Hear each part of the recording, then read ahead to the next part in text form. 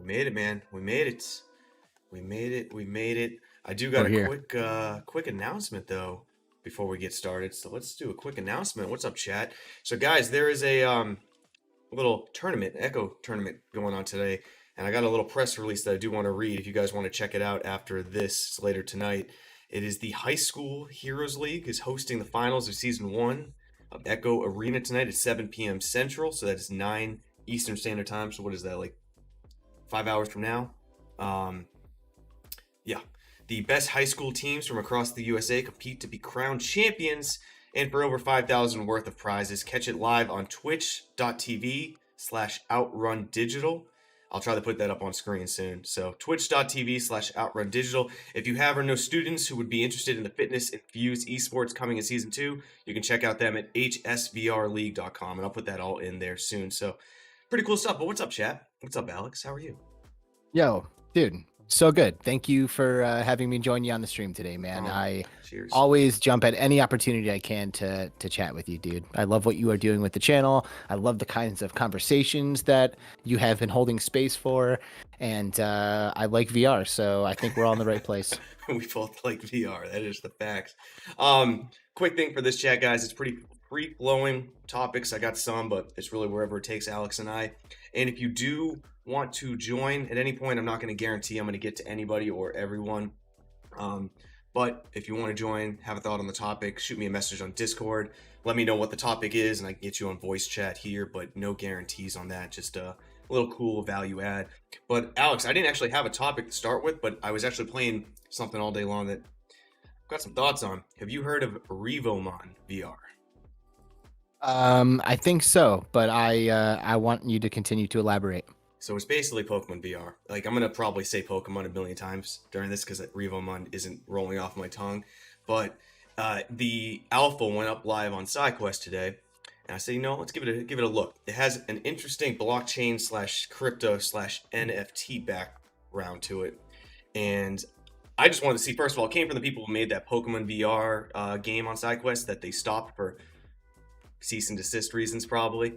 Yeah, Um, I mean, that's inevitable, right? Like they had to know that that day was inevitably going to happen. I yeah. mean, Nintendo puts the kibosh on anything that uses their assets. And I don't know, they might not have gotten that yet, but they probably just were smart and got ahead of it. But Mhm. logged on, wanted to see what it was. It is Pokemon. It is literally Pokemon. It's everything the same, all in VR.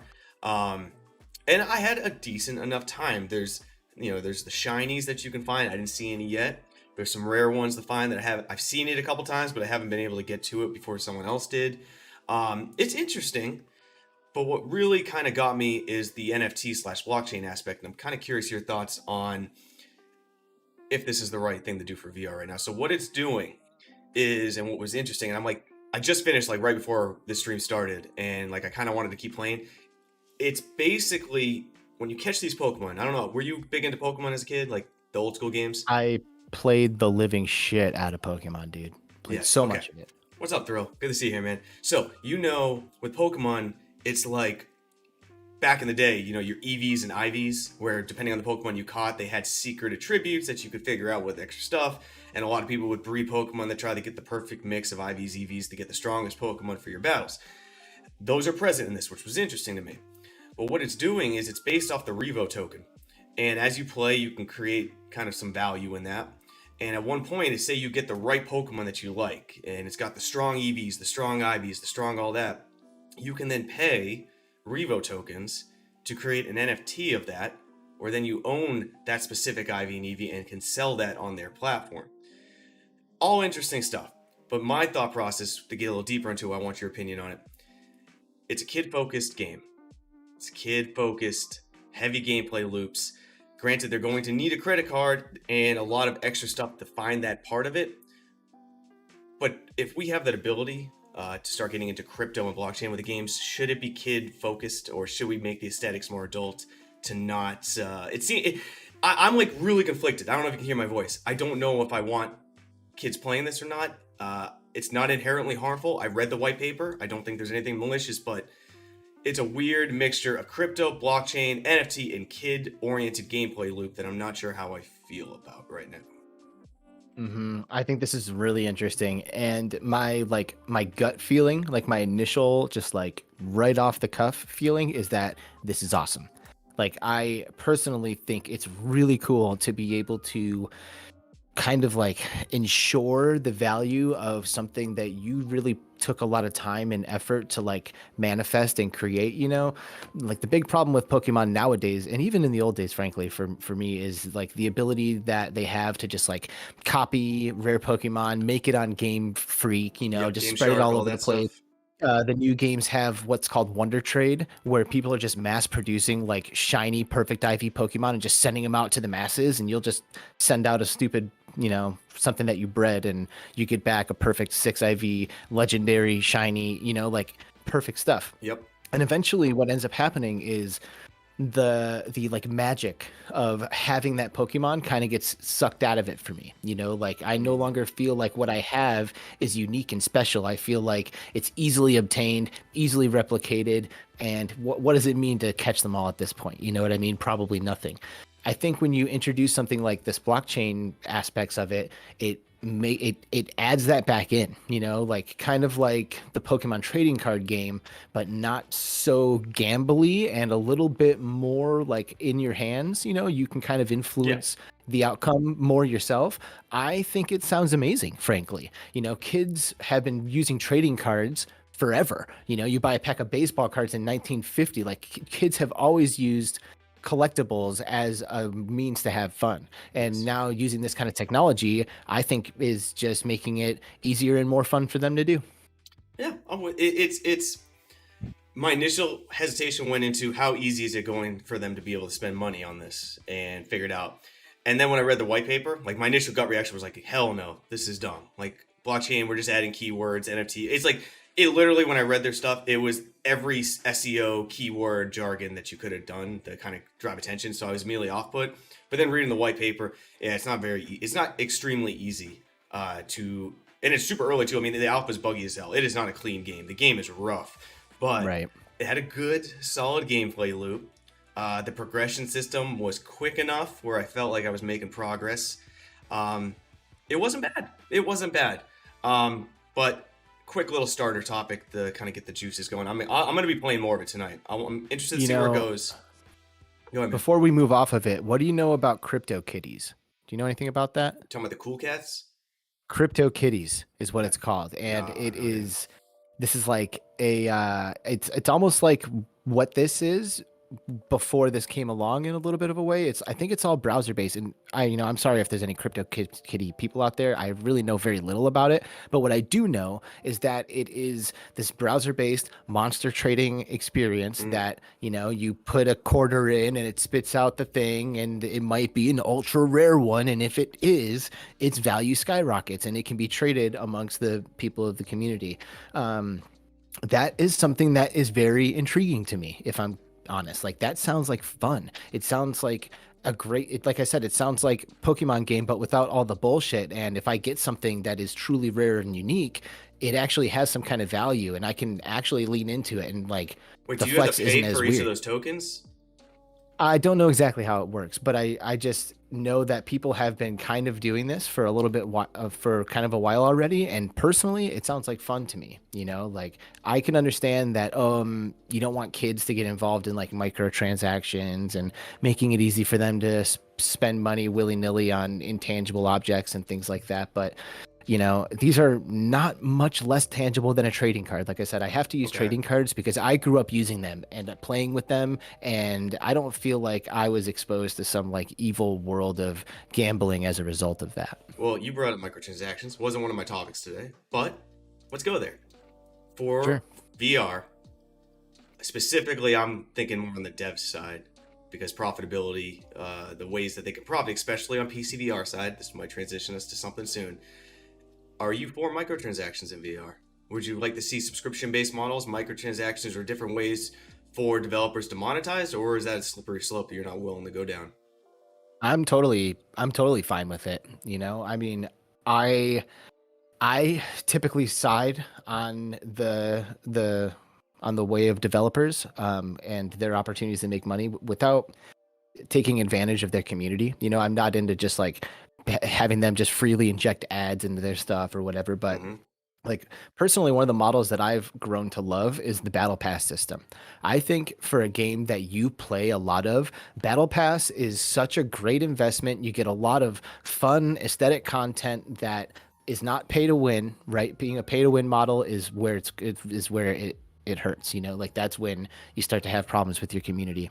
Yes. But if it's like a balanced game and you're buying into aesthetics for stuff like Population 1 Battle Pass, if that's your game and you spend $10 for the season, like you're supporting the company, you are investing in something that you love, that you spend tons of time Mm-hmm. doing, you currently see the value in it, and don't buy the battle pass when you don't play the game anymore. Like I think battle passes are awesome. So I personally am 100% for developers finding ways to offer bonuses, mainly in the aesthetic department, Yes. Mm-hmm. to their players as incentive to spend a little bit of money to support the game's development. 100%.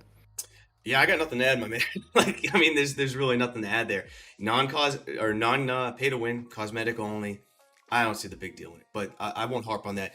Here's a good thing though. Still speaking of money, and it's something I did want to talk about. Have you been paying any attention to Everslot, the new PCVR roguelike that just launched? A little bit. So everyone in the chat, if you haven't heard, Everslot just launched, I believe, yesterday. I think so, or the day before, very recently. It's basically a roguelike hack and slash dungeon looter in VR. It's kind of plays like Doom VFR should have played, like very fast paced, very hack and slash roguelike in randomly generated rooms and loot. And right now it's on sale, even though it just launched. It's on early access sale for $16.99. For those who are curious about the game, it's good. It's for an early access for how early it is and how it just launched, and it's a very small team. I think it's almost a solo dev. Everslot is very good. I thought it was great. It's Doom VFR done right at the start, and it's only early access, so it should only get better. One of the thoughts I had though after playing it is one of the biggest things that reason I didn't pick it up as soon as it came out, and I only picked it up because I saw a couple people who I trust on Twitter who play games to play them. They're not content creators. They play games to have fun and just play them. They said really good stuff about it, and I saw some gameplay loops from them that looked interesting. Alex, you want to take a guess why I didn't jump on that opportunity? It's probably not your first thought. No, I want you to hit me with it. It's price. Like, I wasn't fully Interesting. sold on the game, and the game was pretty cheap. It's $16.99. That price actually kind of detracted me from it, which I thought was weird because You wish it was a $30 title? I do. I think I think it should be $30. And this is the topic: is like I look at this game already on sale, and perception of value is a lot of things. If I look at this game, it is a PCVR Steam, or excuse me, it is a PCVR only Steam release. Not gonna get a lot of eyeballs right away. It's just not, right? It's gonna be buried on the Steam page instantly. It's not gonna be anywhere visible. And it's $16.99. It's not urging me that it's gonna be anything more than a middling VR title, right? So I bought it. It's not a middling VR title. For early access PCVR, it's pretty damn good. Graphics are great. It's a game that feels like it's made for VR. Like, this isn't a game that I would have played on 2D screen. It was made for VR and it plays very well, but the price heavily put me off. My thought, but I'd like to hear yours, is would games, specifically PCVR games, do better to raise their price in early access, reinvest all that back into the game while building a very solid early access community? This seems like a great opportunity for that type of game, but I'm wondering your thoughts on price, specifically on PCVR early access titles.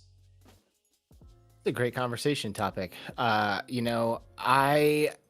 feel you. Right away when you mentioned, oh, it just launched and at a discount, that does say something a little bit, doesn't it? It almost like speaks a little bit to like their confidence in the game's ability to sell or something like that. And if they're worried about people being willing to spend, the $20 instead of the 16.99 or whatever it is, that could very well kind of be a clue towards, the confidence levels that they have of the product that they're putting out.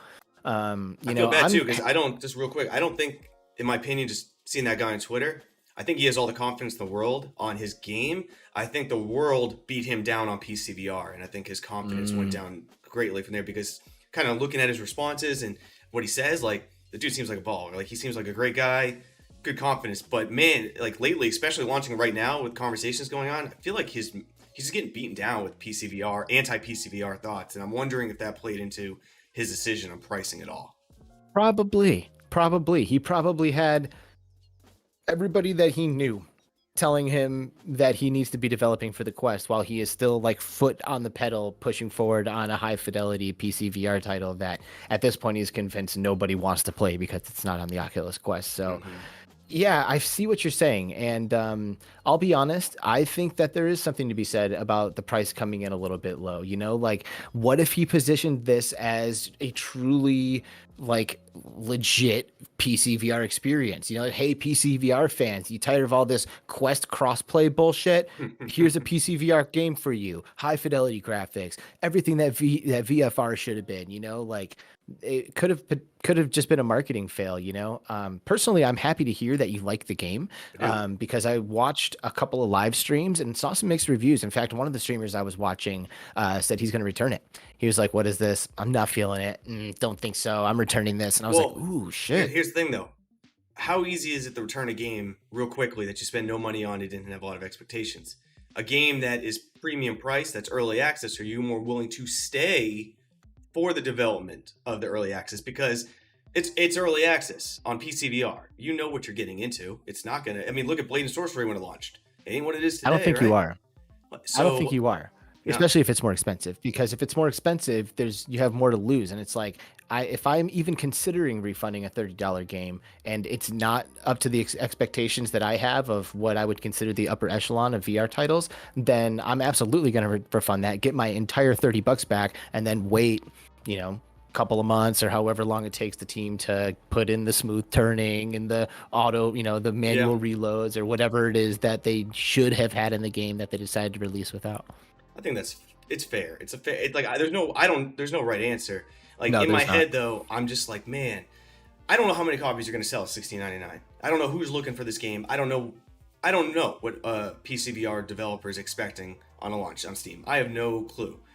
But I'm wondering, is it better to sell, like, was he ever going to sell more than a handful of units at the launch? Would it have been better to price it higher, take more revenue in right away, and invest all that he can back into it, while maintaining, whoever buys it, maintain that community, maintain them, make them happy, give them options, have a Discord, you know, make the ones you have happy who bought it at $30, reinvest everything back and slowly build that up. I don't know if that's the move.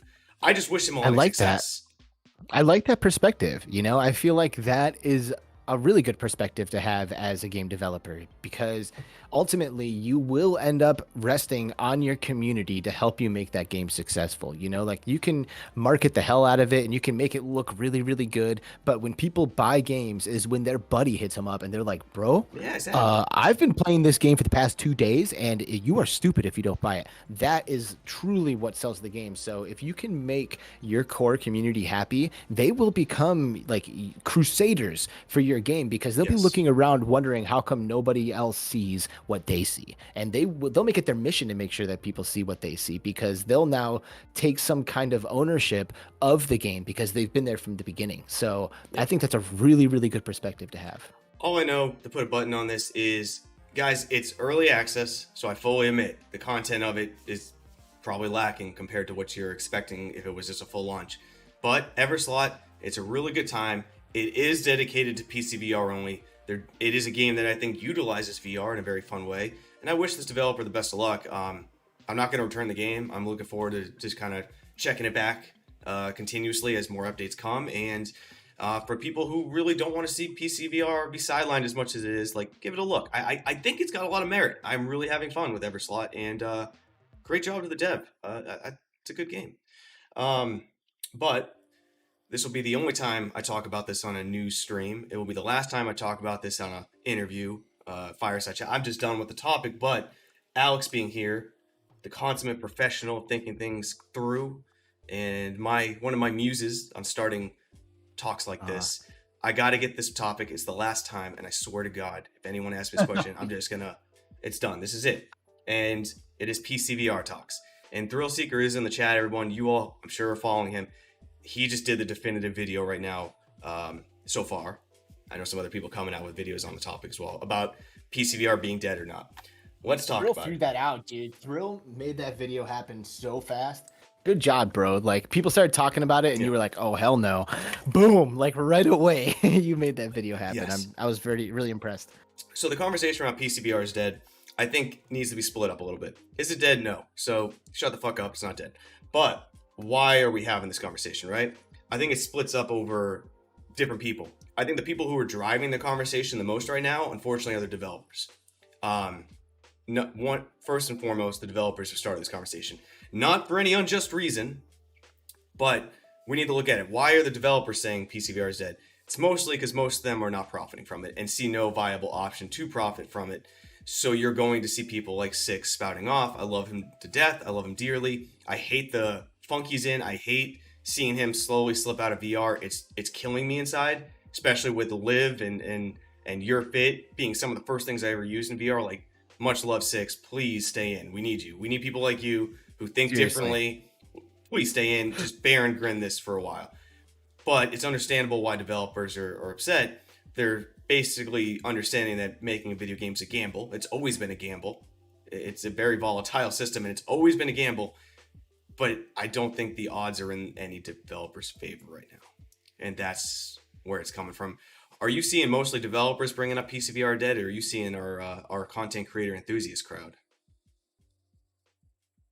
I think I think I see primarily developers, and then I think content creators jump on the opportunity to talk about it because it's just controversial and juicy and something that just sets people off. You know, you say VR is dead and instantly everybody's ears perk up because they're either going to agree with you and have a pretty strong opinion on it, or they're going to disagree with you and then have a pretty strong opinion on it. You know, I of course always do my best to kind of like, you know, ride the line and like understand that there's reasons why people feel strongly on both sides of the situation here. But for the most part, I do think it is the developers that are ultimately hurt the most by the mobile VR market right now, and the consumers. It's just an easy thing for them to just fucking spout about when they get on the internet in the morning. You know what I mean? Like it's just juicy. It's sitting there, low hanging fruit, easy to write an article about and get clicks. You know, like I don't think the conversation has as much merit as we give it, but it's kind of like flipping on Jerry Springer, you know, like that's not exactly the state of humanity, but yeah, those are people. And yeah, this is kind of funny, you know, so whatever, I guess I'll watch it for a while. Yeah. It's kind of the vibe I get when these conversations come up. It just seems like it's a reason for us to get a little bit hot and heated, defend something for a little while and do that. But that being said, it's obvious that the Oculus Quest is the way the human race is experiencing VR right now. Sure. You know, there are plenty of people out there who are hardcore VR supporters on the PC side of things, and you know, I'm sure that a lot of Quest owners eventually end up with PC setups because they had their minds blown by the Quest. Yeah, real quick on that point. Yeah. Anyone who says that isn't going to happen, they're delusional. What did you start playing games on? You started with a Game Boy. I did. I started with the old school gray ginormous Game Boy original. What do you want after that? You want the Game Boy Advance. What do you want after that? You want a DS. What do you want after that? You want a Switch. Like, everyone's always going to want something more. And if Oculus Quest isn't going to be bringing larger and larger titles with, you know, on what people think is the natural progression of what a game should be on graphics, on gameplay, on everything, they're going to search for alternatives. That's natural. To say PCVR is dead is to say that it's non-existent. If I'm dead, I am out of existence. My memory is all that's left and it will slowly fade. Go on Steam. There's plenty of PCVR launches coming. There may not be what you want, but it ain't dead. And that's right. Really where I'm really annoyed with this conversation. It's an exhausting topic. There's kind of like an analogy here that I think I've used this before, but I kind of compare the VR space to like maybe like a car enthusiast space, you know, but let's say I want to know where you're going with this. It is a car. Like, let's say this is a car. The Quest right now is like, it's a way to get everybody into a Dodge Neon, you know, like there are a lot of people out there who are not driving cars, who have been interested in cars and maybe they see cars, and all the people who have had cars until now all have like hot rods, sports cars, like super sick shit because they've been enthusiasts from the beginning. So of course they're going to have badass shit. Well, now this other company comes along that's cranking out Dodge Neons or Geo Metros or whatever the hell it is that you want to call Neons, it. old school. In all of that was my first car, 96 Dodge Neon. You poor bastard. Um, yeah, dude. Well, and a lot of people's first VR headset is the Quest, and that's the analogy. It's like this is getting people into cars. It's getting them driving, and to say, "Oh, car enthusiasm is dead," is a bunch of horseshit. In fact, this is going to help get more people into those classic cars and expand your community. If you would just stop being a dick for 5 seconds and understand that this is a necessary step back in the world of cars in order for it to progress where we all want it to go. Yes. Yes. Thank you. Thank you. Button on it. It ain't dead. It's dead to the people spouting it mostly because they have more skin in the game and they're not seeing it out for profitability. It is dead by their definition because they're in a really shitty position that they put a lot of hard work in. That's why they say it's dead. It's not. But Six, if you're listening to this, Yep. please don't go nowhere, man. Like when it comes back, you're the person I want in VR. You're my favorite pessimist. You're my you're my favorite person who I want on my team, knowing you're still building for VR. So please, Six, don't go nowhere. Let's get out of PCVR is dead. I want to stay away from Facebook conversations yet because there's too many of them. Here's one that I was just thinking about randomly that it's not even a news topic, but it's something I've been noticing. So I have found the greatest joy lately just picking random VR titles. Like I'll go on Steam, and as long as it's mixed reviews are better, I'm not going to go below mixed. I'll give it a shot. Yeah. And I'm noticing a lot of people say they want more story, like they want great stories, like Half-Life Alyx, things like that. I hear you, and I'm one of the people who, yes, I would like some better stories. Exposition, though, I'm finding to be very troublesome in VR. I've been playing games after games, a lot of horror games, that I'm sitting there walking slowly through a hallway that I cannot progress through quickly, that there is nothing interactable, listening, and listening, and it is driving me fucking insane. And I never noticed this while playing flat or PC games or Xbox games or PlayStation games. I've never noticed the story really bogging me down. But is that something you've noticed at all when your play? Is exposition an experience killer if done incorrectly in VR?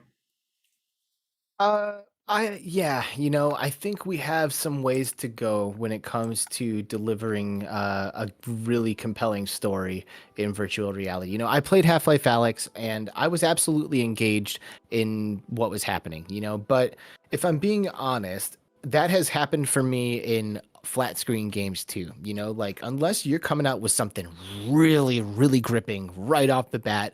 I even try like every now and then I'll pick up like an RPG and I'm like, you know what?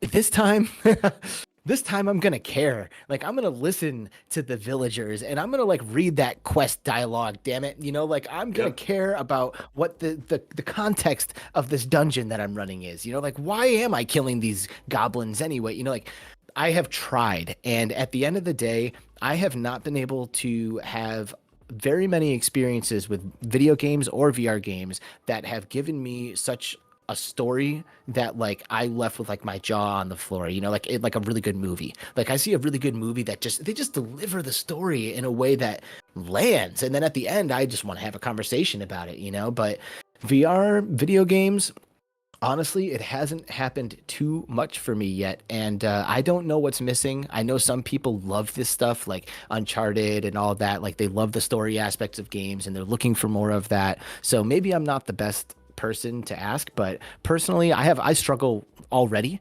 So I think there's something needs to happen. Something needs to crack that maybe a new way of looking at it. Because I'll get bored. I can't sit there and Yep. just listen to this dialogue, read the shit. Like, let me interact with something. Like, if I need something more. So you brought up Half-Life Alyx. I think everyone does. It's obviously the gold standard. So you remember the end? I won't. There's no spoilers here. I'm not going to spoil anything. But if you haven't, I feel like we're past spoiler territory, guys. Time is enough past where that's on you. But Yeah, turn the anyway, volume down for 5 seconds. there won't be any spoilers. But I'll try to say this. Remember the near the end where you were walking through environments that were changing, and you know what Yes. I'm talking about. Okay, I'm trying not Yes. to be too. Yes. To me, that was decent storytelling because there is a story being told, but it's being told through the environments, and it's not directly being. It's not just an exposition dump by the narrator telling me exactly what I should be thinking, what I should be doing. I had to figure it out. It's not my favorite part of that game, but even though there was a good what was that, like 20 minutes maybe? That might have been 20 minutes of walking around. Um, but there was enough environmental changes that were telling me the story that although it was a lot of walking, I was thrilled to go around the next corner, see what's coming up. I was Totally. thrilled to go to the next one. And that's Power VR. And then I play a game like Apex Construct, which is a great game. It has a really decent story. Like you read the logs. I actually really liked it. Yeah, it's got a good story. But sometimes I really did not like listening to Mother and Father. Like there was a part fairly at the beginning of the game, the first time you meet Mother, you're looking at a bunch of screens and she's talking to you.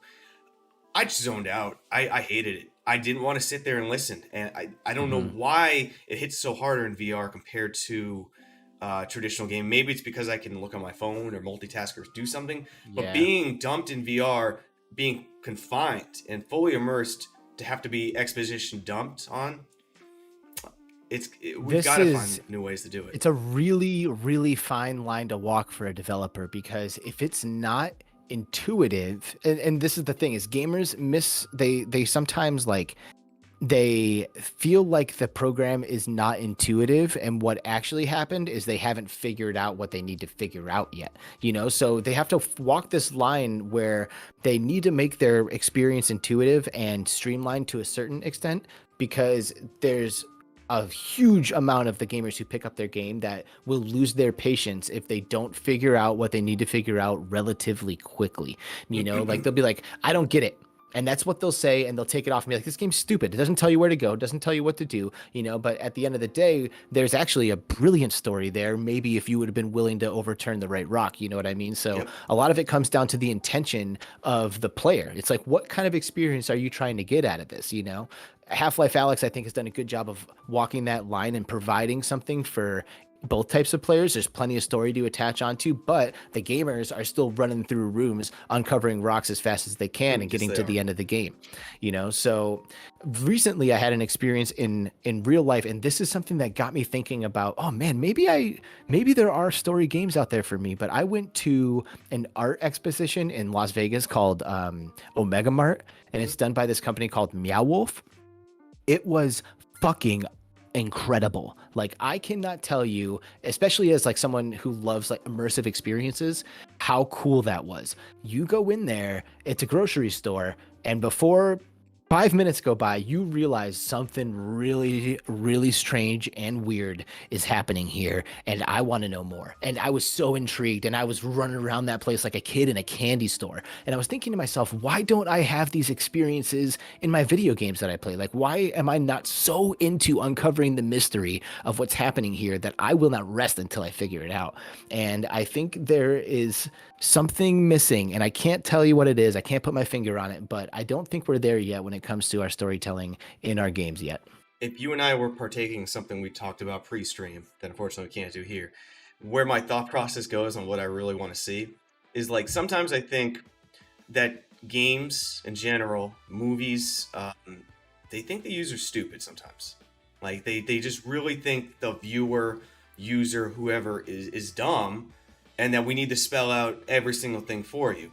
And I think we let that pass sometimes in our movie watching experience or traditional gaming experience, because we can look away. We aren't 100% invested. Like, if a movie's middling, we're not fully invested in it. So maybe, yeah, spell it out for me every now and then, because I'm not picking up on every little subtle hint that you're putting down, because I'm not engaged. With virtual reality, maybe this is the ultimate test of proving that our users, us, that we are intelligent, because we're fully immersed in that game. I don't get info dumped in real life in situations. I have to figure it out a lot of times by the clues in my environment. Maybe this is a whole different storytelling, platform that developers just really have to learn how to navigate it. And I don't blame them, by the way, for all the things we're talking about. I'm not putting the onus on them for this one. Everyone's figuring this shit out. So this is not on the developers like, boo, you did a shit job. No, you're figuring it out, just like we all are. No one knows what they're doing here. But maybe this is the opportunity to take storytelling to the next level, where the audience isn't dumb, that we are the character. So how would the character learn about this? The character's not going to learn about this by sitting with a narrator telling him. How is the character going to learn this without being given a book to read? That's something. Can I tell you?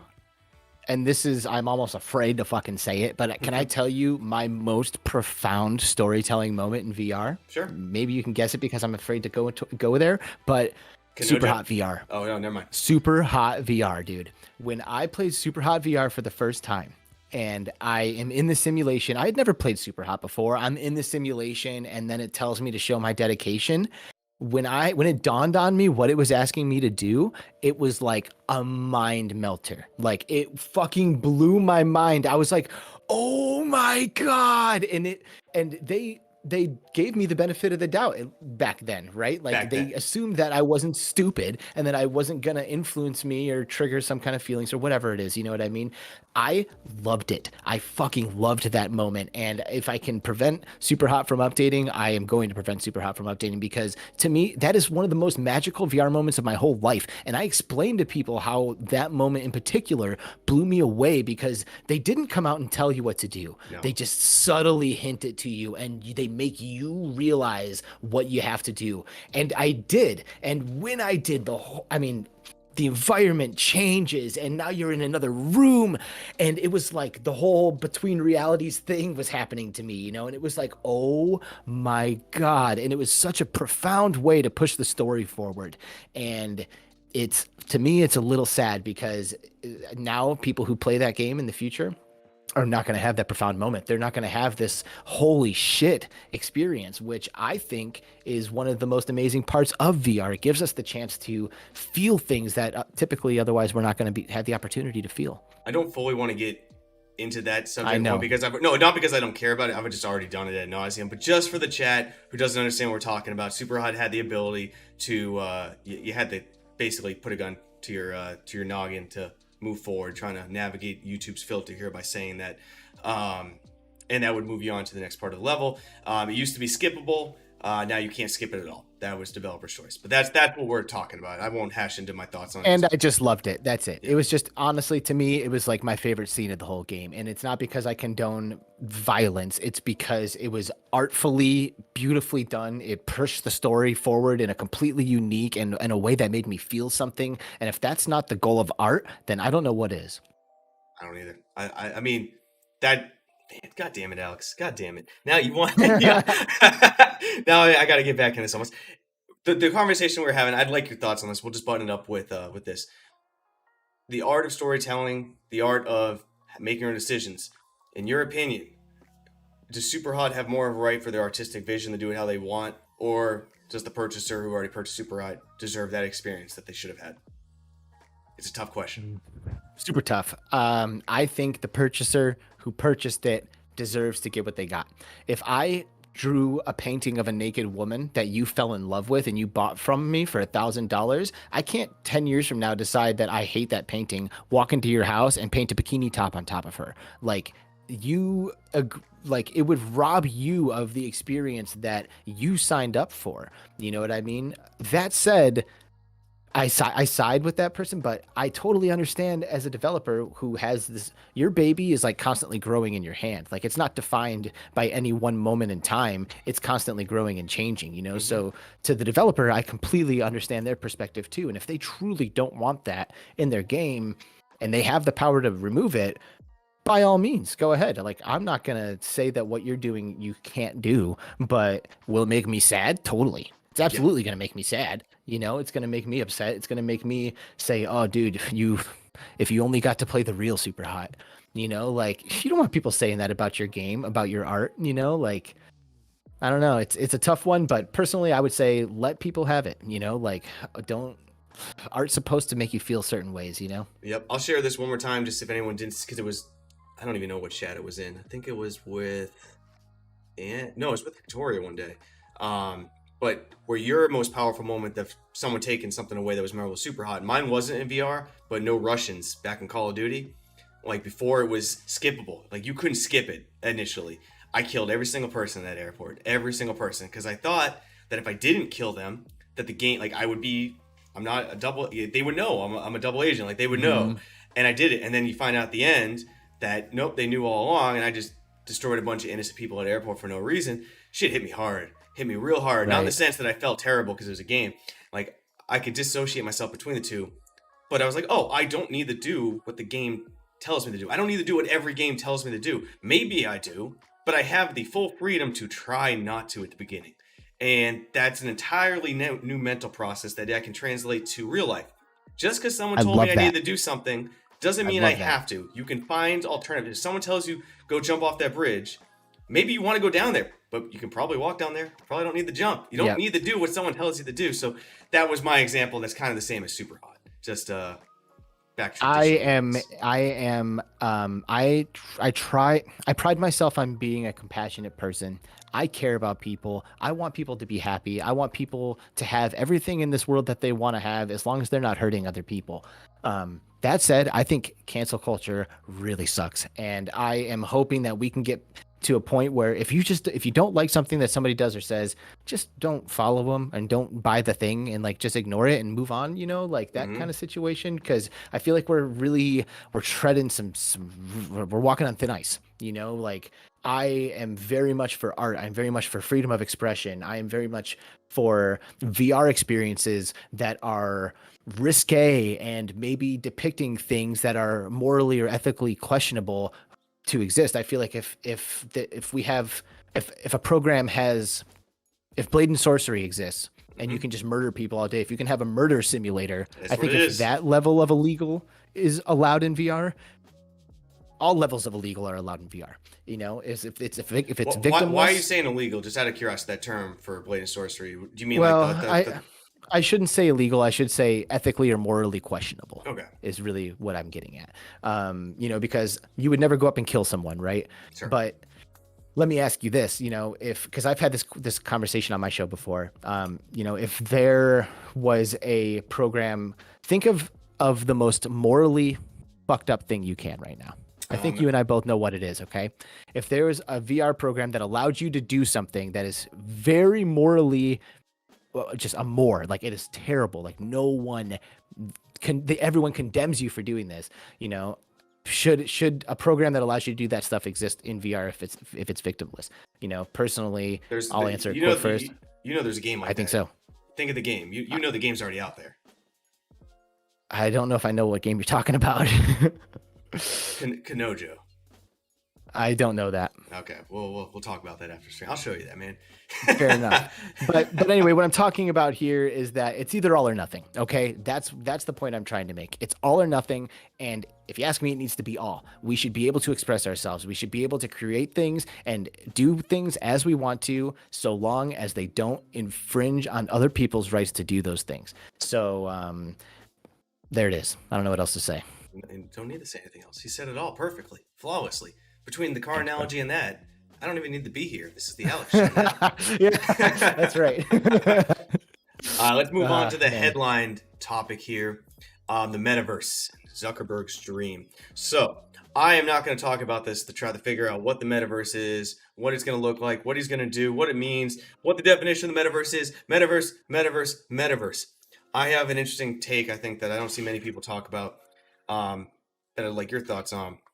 I don't personally think it matters what Zuck makes. Like, it doesn't matter what the Metaverse is. I appreciate the fervor and at least his vision here, because selling VR is hard. Like, it's really hard to get someone without putting a headset on them and finding the perfect game for them. It's very hard to sell people on the dream, because that's what we sell. Like, when I talk VR, like make the channel, in my mind, I'm pitching a dream. That's what I'm doing, because I can't give you tangible exactly what you want. I can't give you Ready Player One. I can't give you Sword Art Online. I can't give you anything perfect. Every single thing that I pitch to you guys on this channel, or pitch to anybody, is going to be heavily flawed right now. But I'm pitching you the dream. That's what I'm pitching you. And when I hear this Metaverse conversation where now everyone's trying to nitpick the word of what it means, what it is, what it should be, what it shouldn't be, it doesn't matter. What I think that the story that I took away when I heard all this was, there's a vision. And people will buy into a vision well before a finished product happens. And if Zuckerberg somehow can build a vision that people buy into and people are excited and jump into it, I see this being good for VR.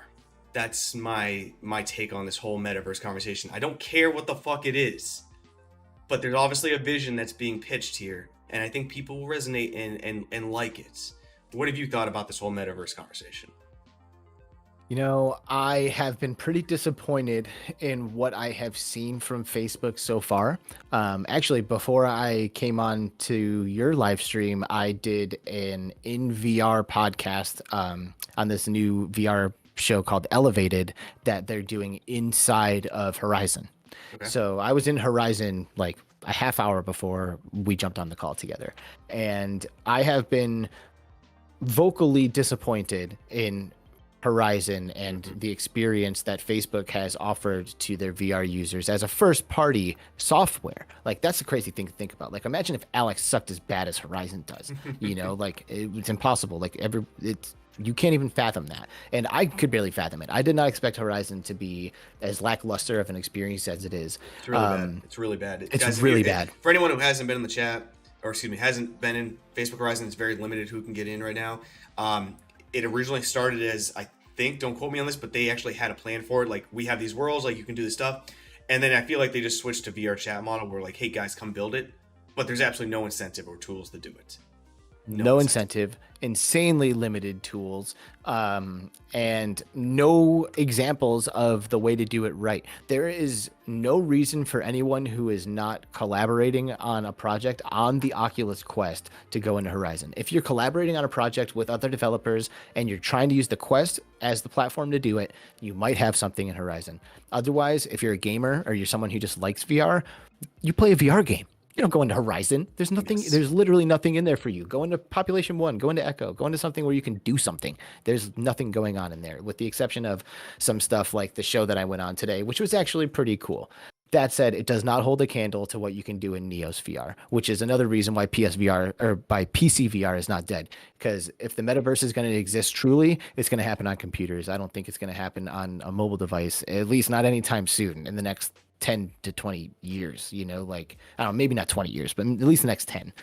But anyway, metaverse it's definitely a future that I see, but unless Facebook buys somebody like Neos, I don't know, dude. When you say metaverse, I think Neos. That's straight up. I think Neos VR is where it's by the way, Thrill, since I know you're still in the chat, you ever get your damn Horizon invite for being at OC6? Because I know a ton of people who were there who still are not in Horizon, which is just bait and switch right there. Shit, Alex, I already forgot my thought. Oh yeah, when it comes to, Zuck said it was gonna be social based. He believes it's gonna be social based. So I'm with you on Neos and VR chat being the two right now in my head, and we can get into the difference between those two. I'm not fully sold on Neos yet, but why is Facebook so keen on IRL avatars, like looking like people? I don't personally understand why we are so confined to think that is the way people will want to express themselves. When you look at every other example of social VR platforms that have been out forever that gave somebody the choice, what percentage of people chose real humans? Very few. Very, very few. Why is Facebook so keen on basically Bitmojis at this point?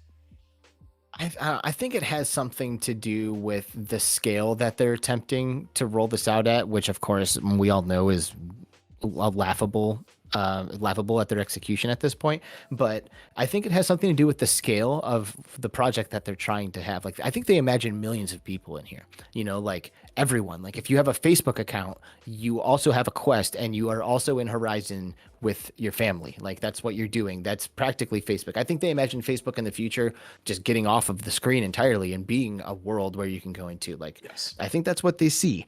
But it's definitely not happening. They're not executing it. And I don't see how they're just going to wipe the board clean. Like, as far as I'm concerned, Horizon is dead in the water unless they do something drastic to change the way that they're executing what they're doing. So, I think they'll probably fall in a similar way that they have with everything else, where Facebook aren't VR developers. So what do? They buy Beat Saber. Oh, they're VR developers. Oh, what do? They buy, what is it? Downpour, they buy, they buy, Rad, Ready at Dawn, like, they see the good game developers and they acquire them. And now they have those developers. So, which, by the way, I'm not anti that. Like, I know a lot of people think like, oh, Facebook can't make anything, so they hire people that do it.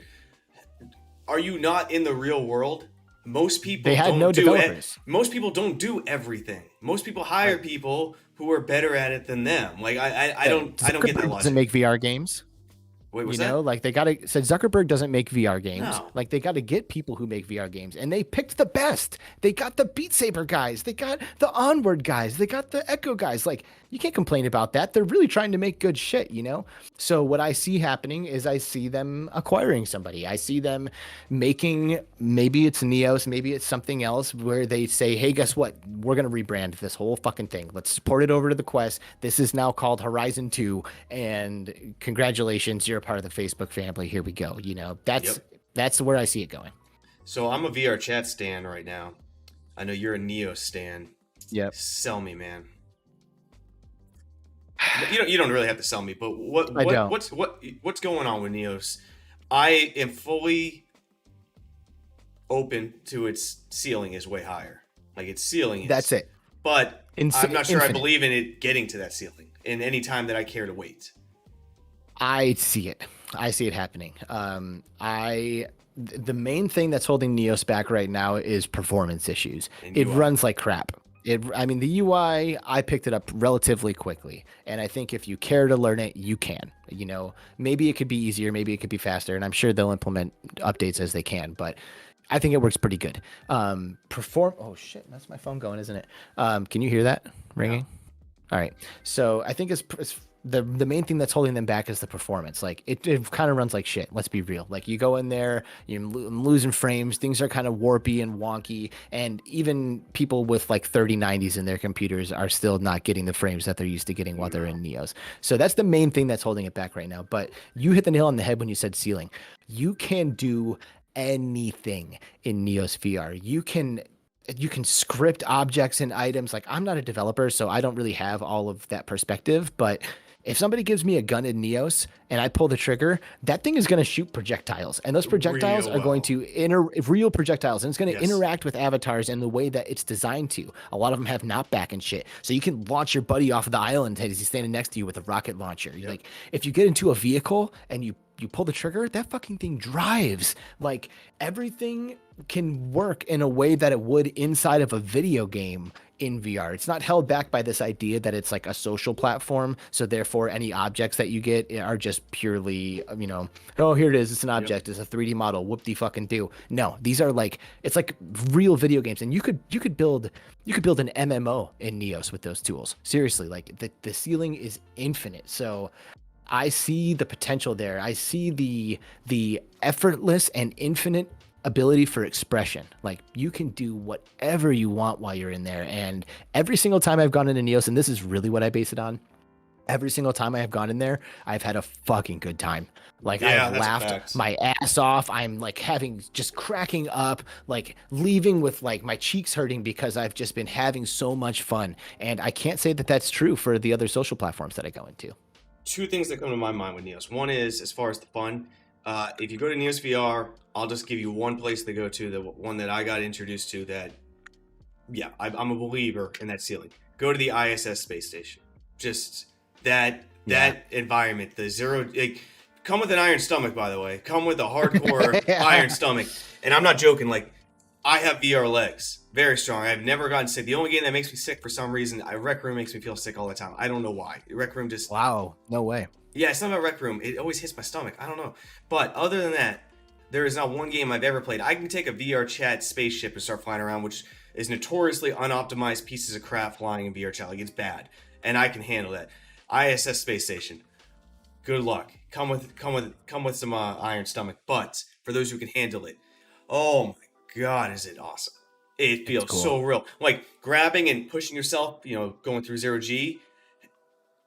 Uncanny how real it feels. And it's one-to-one. Like it is literally the space station. So it is like as close as you're going to get to really feeling what it's actually like to navigate that space in space. It's really cool. It's amazing. It's the ceiling is infinite. I'm with Alex. Like I'm with you, man. It is top tier social VR.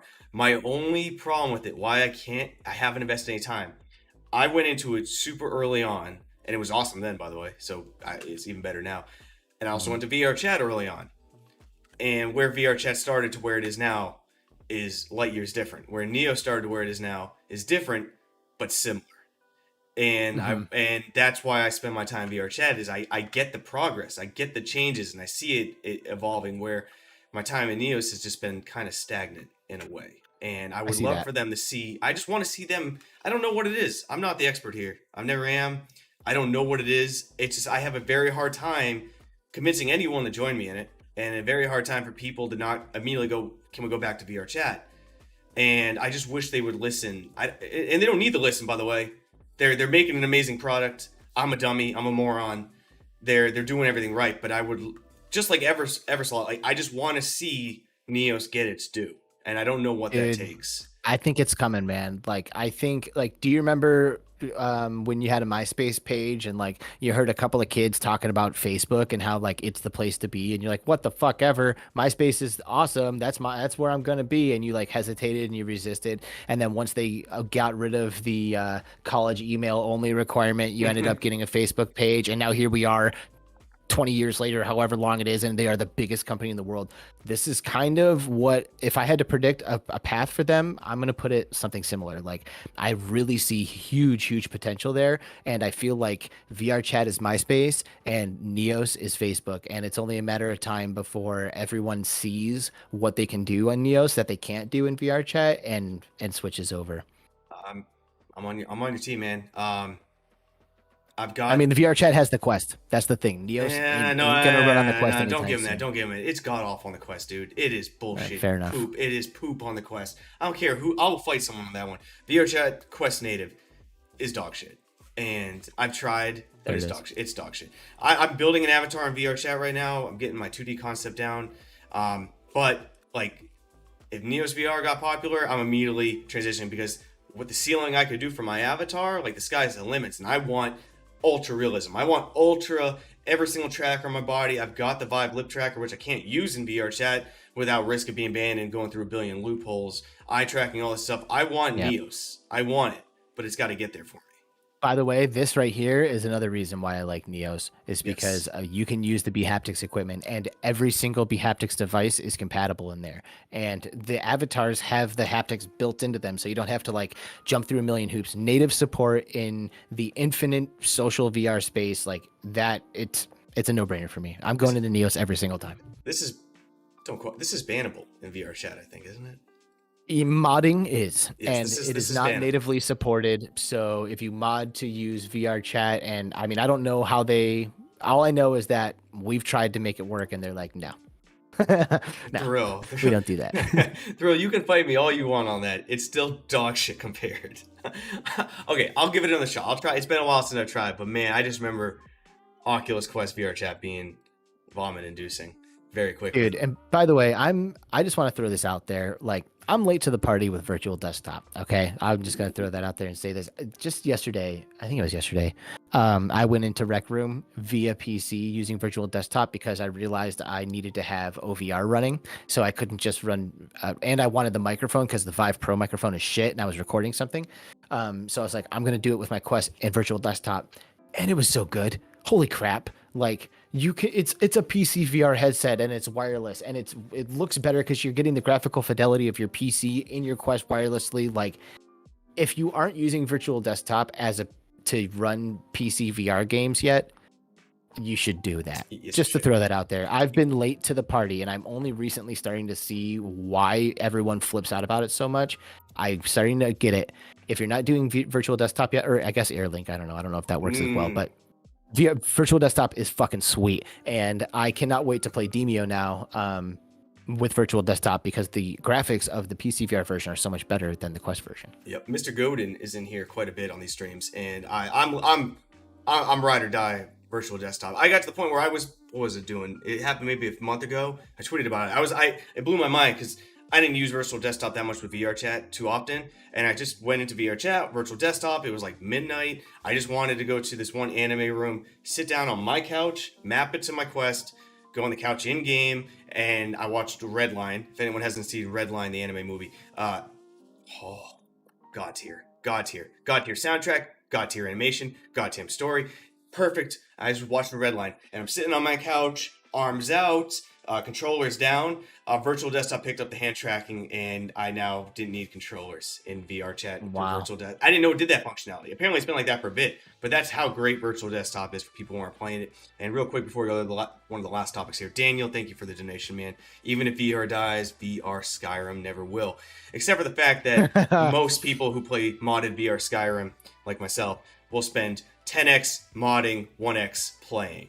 Like, that's just the nature of the beast. I love that dude. stuff. And another thing, public service announcement, okay? If you haven't played Skyrim VR, especially if you haven't played Skyrim, that needs to be at the top of your priority list. Oh, because you're awake. in my opinion, that is like that is one of the highest quality VR games that exists for us to play right now. It is so deep, so much to do. You could get lost in there for hours and hours and hours. If you haven't done Skyrim in VR, I cannot recommend it enough. Yep, I agree. All right, I've got 2 more quick topics, and then I do want to go into anything you want, Alex, because I would like to hear what's making you happy and what you're really digging. Quick one, Oculus Quest 2 faceplate recall. So obviously a fraction of Quest 2 users were experiencing skin irritation, which I believe. I saw pictures, and it's not like the best faceplate, but they are giving out free silicone replacements to everybody. I've seen some outlets pick this up, try to get their clicks. Big deal, little deal, no deal to you. What? I know. I went through that quick because I really don't want to talk about the subject. Basically, this the face yeah, the plate. faceplate. Yeah. VRcover.com. There you go. That's all you need. Thank you. I'm glad you were picking up what I was putting down. Thank you. That's all you need to know. If anyone's talking about this, saying it's a horrible, awful thing, like, guys, it happens. Just VRcover.com, everybody. Just go check that out. You can get the blue one for Mike. You can get the pink one for Thrill. You can get the normal one. It's all you need. Everything else is meaningless. The last thing I wanted to get into that I'm a little late to the party because I think it happened like a week and a half ago, but Facebook releasing the experimental API for AR capabilities on the Oculus Quest 2 for devs. I just want to talk about how excited I am and how awesome that is. Not in the sense that it's going to be anything remotely usable for me or anything probably value added. I don't think it's going to be anything crazy until we get color camera and color pass through.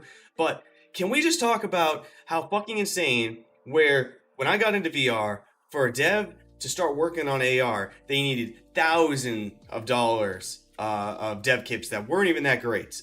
They need to spend a tremendous amount of money to start working on anything AR.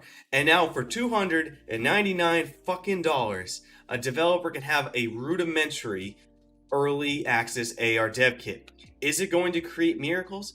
Probably not, but it doesn't matter. You're now giving the ability to old devs, new devs, great devs, bad devs, whatever, the ability to utilize it, practice, find little things that they can do. So when the Pro or whatever comes out with likely color pass-through or some other headset, they're ready. I think this is one of the greatest experimental APIs to come out in a very long time that's going to radically change the way we use AR and VR. I don't know if you're as excited as I was. I just wanted to kind of get on that soapbox. I'm pumped. I'm not, but I'm really happy to hear your perspective because obviously if there's a reason that I should be excited and I'm not, then I'd love to hear about it. You know, like I personally, when I first see something like that, it doesn't really stand out as like very moving and or like a moving thing or shaking kind of thing. But, you know, I could imagine like I feel like sometimes when it comes to stuff like this, it's like those young kids, you know, like the like young kid who just like, oh, he's got a Quest, but he loves AR. Just like to your point, he's not going to get an AR dev kit anytime soon. So he ends up going and creating some game using the pass through. And guess what? It's actually fucking good. And then before we know it, like there's a whole community of people playing his dumb little black and white AR game because it just turns out that he ended up nailing it, you know? So I think that this it is exciting to after I hear you talking about it because it gets me thinking about the potential like latent kind of like devs, young devs who are kind of sitting around just like waiting for something to mess with, who will end up picking this up and kind of striking gold when they swing with the pickaxe. I mean, everyone complains on how like AR, like a lot of people think AR is the higher ceiling than VR, which I completely understand. Like that's a great topic. I'm not against it completely. Like it probably may be day-to-day wise. Higher ceiling, right? Yeah, higher ceiling. And they're upset that AR hasn't advanced. Like it's not as useful as people thought it was going to be by now. Now Snapchat's doing a fantastic job. Like Snapchat's going to dominate that space. They're doing everything right. But why is it not where everyone wanted to? I don't know, maybe most people can't get access to learn how to do it or do anything with it. These dev kits are highly expensive, highly hard to get. And in my mind, the biggest thing that I like VR for is the accessibility. There is somebody We need out there. glasses, bro. We need glasses. I'm with you fully. We need glasses. But That's what we need. Like AR is like we can't use a phone to achieve this. We can't use a VR headset to achieve it. It needs to be light, form factor. It's made for that purpose intentionally. Yeah. But there's someone right now, like someone in a different country right now, who has 10 million times less opportunities than someone else in one country who could have been the person to put AR, VR on the map, but they didn't have the ability to have that technology. So just like I was happy when Facebook has a $299 VR headset, because that's going to open up the world to someone who might be that future pioneer visionary. Now they have sort of an outlet for AR as well. And I'm just thinking about that one dude who never would have ever been able to get a HoloLens or a Magic Leap or some bullshit like that, who now can have $200 Oculus Quest 2. I don't know what this experimental API is going to give them the ability to do, but has some ability now to start in AR and start to use it and experiment. That could be the guy who makes the actual metaverse. Who knows? That could be the guy. I love that. And I love that perspective. That's why I'm I excited. think you're hitting the nail on the head. That's exactly it. Because the Quest is so you can get your hands on it. You might even already have it. So now to just get something completely brand new, you said it. Perfect. Now I'm excited. Good job. Hey, yeah, all right. But guess what, man? As far as topics that I want to cover, I like these news videos or news streams because I'm only going to talk about what I care about. I'm not really going to talk about anything I don't. But what I care about is you, man. What's been making you happy in VR? What's been going on? Wow. That's so nice. Well, and give yourself a pitch, by the way, too. Everyone who doesn't know Alex VR, let the people know who you are.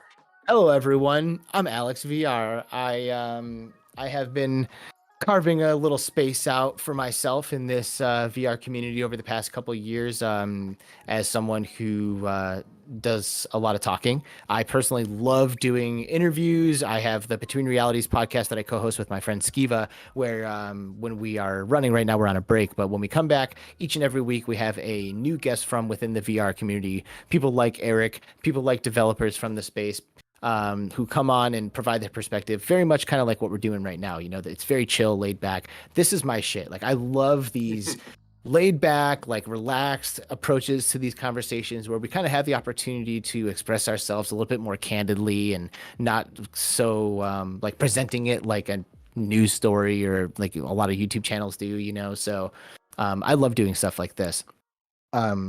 My work with bHaptics keeps me pretty busy. I'm the community manager over at bHaptics, which is why we're rocking I don't know why we're wearing them, because they look awesome. Because we look cool as shit. It's further incentive for me to throw it on.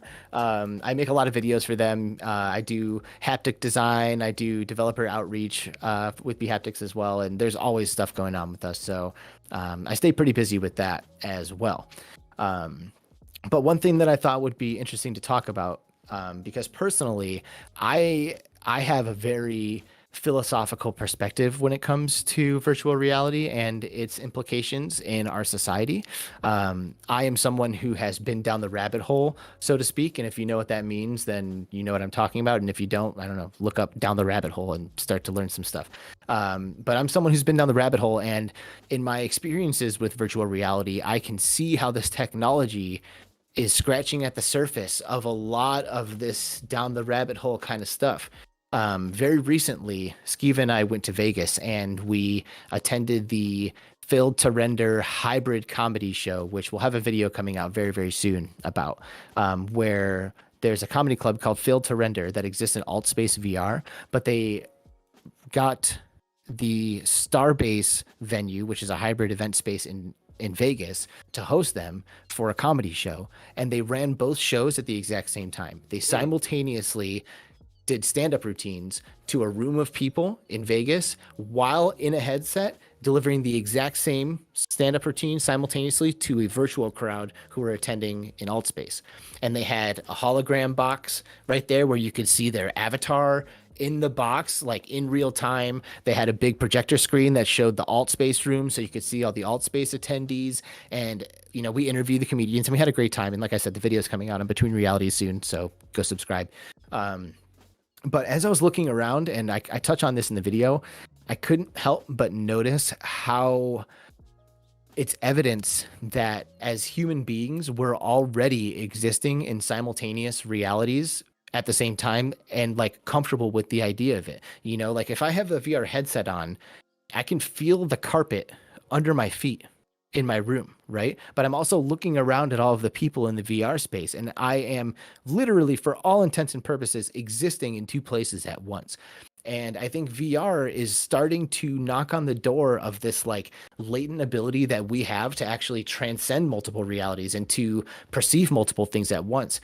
And you know, right now we're already doing it with this kind of comedy club thing, maybe with social VR, where you're having a conversation with someone in VR, but then you ask your wife to bring you a drink or something, right? Like you're existing in two places at once. But where I see this going, and maybe you can tell me if this is science fiction or if this is something that you potentially Sure. see as a possibility for us. But where I see it going is the ability to do multiple things simultaneously and retain those experiences as if we did them, you know, with our full attention, right? Like my backlog in my video game library is fucking, it's like dauntingly scary, you know. Like I gave up on it. I don't even want to think about a backlog anymore. What's in front of me? I have purchased hundreds and maybe thousands of dollars worth of video games that I have not played, okay, or not completed or not gotten as far as I'd like to. And I can only play one video game at once. But what if this technology leads us to a place where I can acquire a device or pay for a service that allows me to play 4 or 5 games at once? So that way my hour of my life was spent experiencing 4 or 5 video games simultaneously. So now I don't feel like, oh man, I would love to play Breath of the Wild, but I'm in the middle of Grand Theft Auto right now. Like, fuck that. Like, I want both at the same time, you know, like let's layer these things up and like sequester them in our brain into places where we can then go to and have those experiences. You know, this is like some Total Recall kind of shit. So I see virtual reality in its current form as a very, very rudimentary version of our latent abilities to tap into some seriously superhuman shit, like telepathy and traveling through multiple realities at once. So does this sound like science fiction to you, or does this sound like something feasible? It's a good question. It's a heavy question, deep question. I mean, anything's possible. Aren't we? We're already doing it to a degree. So, for example, like, so I'm at work the other day. I'm on a Zoom call with corporate in Texas. I've got a podcast going on my ear, or excuse me, a clubhouse meeting going on in my ear about something going on in LA. I'm also on my phone at the same time watching a YouTube video. I'm not making this up. How many different realities was that? And I'm looking around my shop because my office I put smack dab in the middle of my bullpen with all my my employees because I want to be involved and hear and be there for them whenever they need something. And I'm paying attention. I'm living in my shop's reality. I'm living in LA, listening to these people talk about Silicon Valley. I'm living in Texas at this meeting, and I'm living on my phone on YouTube. Alex, I think we lost your video by the way there. Yeah, you did. I was watching it die. You're good. You're good, man. But yeah, I'm already living in like 4 or 5 different realities at once. How will that work in VR? I don't know. I got no idea. Like, it sounds super distracting, but like I said, it's less that it'll work in VR and more that VR is evidence that we have the ability to do this using some form of rudimentary tool. Like right now, it's just this box sitting on my head that's allowing me to communicate telepathically with you across the country in real time and perceiving you in real space. But what happens when we remove the tool, right? Like, what if we have the ability to do this without using this big brick? And this is kind of like massaging those muscles, right? Like starting to get that kind of thing going for us. what's the degree where that amount of stimuli takes away from the experience? There's only so much that I'm going to be able to concentrate. Like when I did all that at one time, like, let's be honest, the sum of its parts didn't really matter. Like the only thing that mattered what was going on in my day-to-day business. Like the meeting, it's a typical Zoom meeting. It wasn't really needed. The clubhouse meeting, it's fluff. The YouTube video was fluff. Like I didn't really need that shit. That was just like an iota of what I was listening to, where most of it was just my normal day job.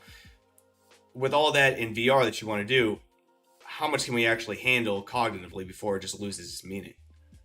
Really what I'm getting at is how much VR do we need to do before we can remove the tool and communicate telepathically without putting a headset on or without typing you a text message, right? Like I'm just gonna let the camera go, by the way, guys, because I'm gonna have to dig around for this thing. We're gonna be wrapping up soon anyway, man. Right. So, but you know, like when I think about text messages, I can send you a text right now. Like, you don't see me, okay?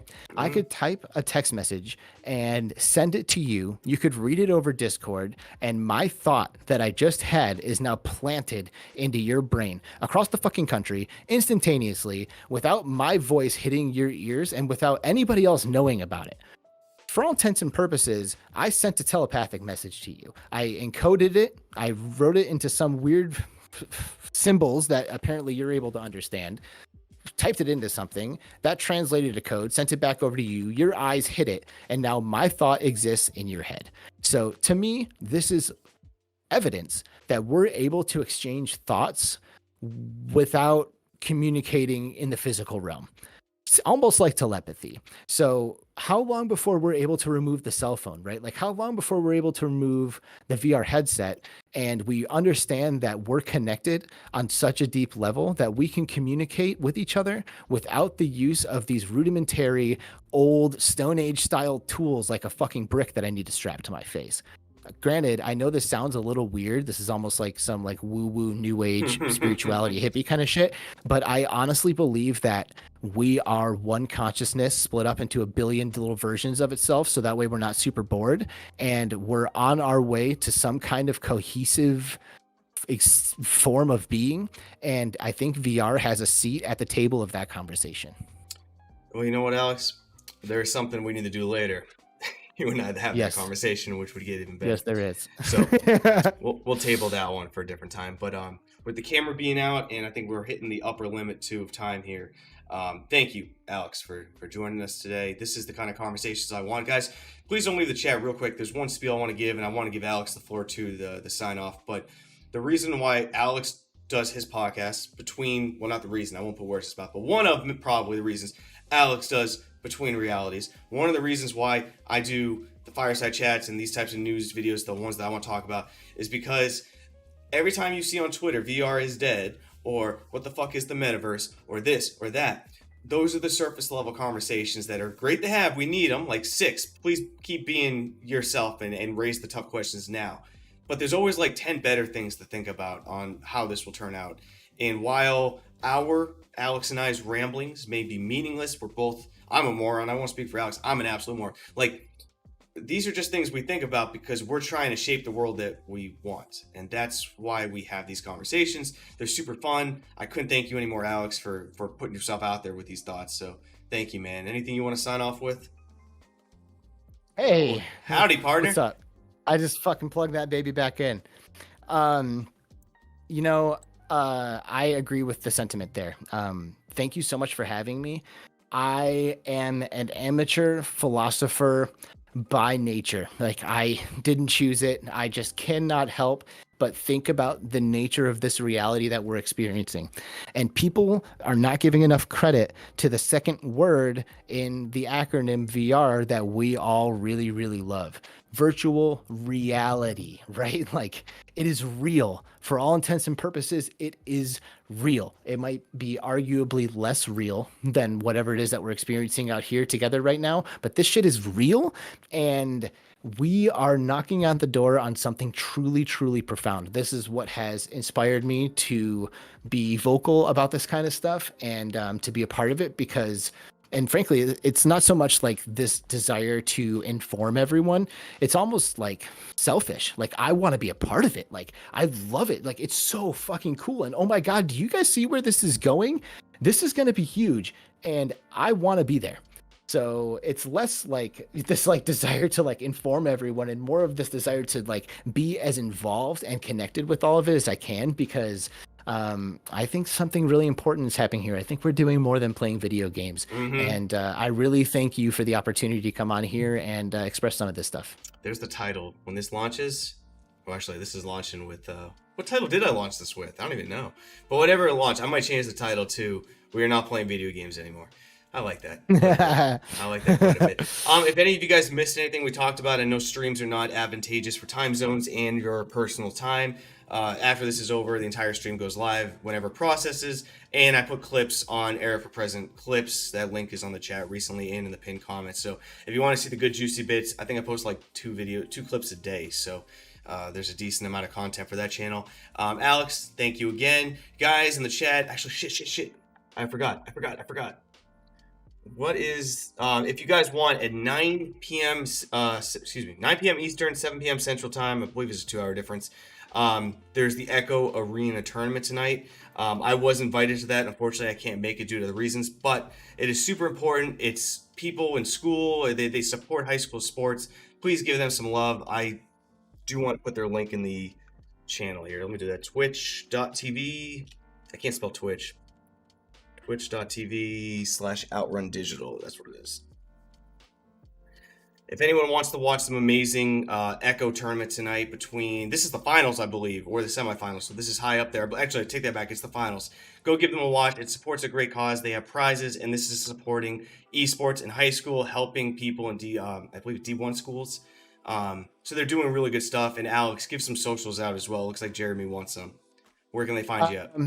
The podcast is youtube.com/betweenrealities. I have my own YouTube channel, which is youtube.com/AlexVR. That's where a lot of my early convention footage is at, OC6 and some other stuff. Twitter at Alex____VR. Dude, fuck me for picking like a simple name, man. I put the link for Between Realities in the chat right now too. So if anyone wants to go check out Between Realities, it's in the chat. Check out Between Realities. Hit me up on Twitter. I'm on Twitter all the time. And of course, check out the Be Haptics YouTube channel. I upload videos to Be Haptics YouTube all the time. Go Be Haptics, guys. Eric, seriously, what you're doing is amazing. Thank you so much. I know that the kind of changes that you've made to your channel have not been because they improve the performance of your channel. Not at all. I think there are a lot of unsung heroes in this VR space, and I don't think I would surprise anyone if I said that you're one of them. So thank you for providing an authentic place for people to have real discussions about virtual reality. And I cannot wait to have you on my show for our next season. Absolutely, man. Let me know. You're welcome on my show anytime. Guys in the chat, thank you for stopping by. As always, the fun sign off. We'll see you next time, Space Cowboys. Peace.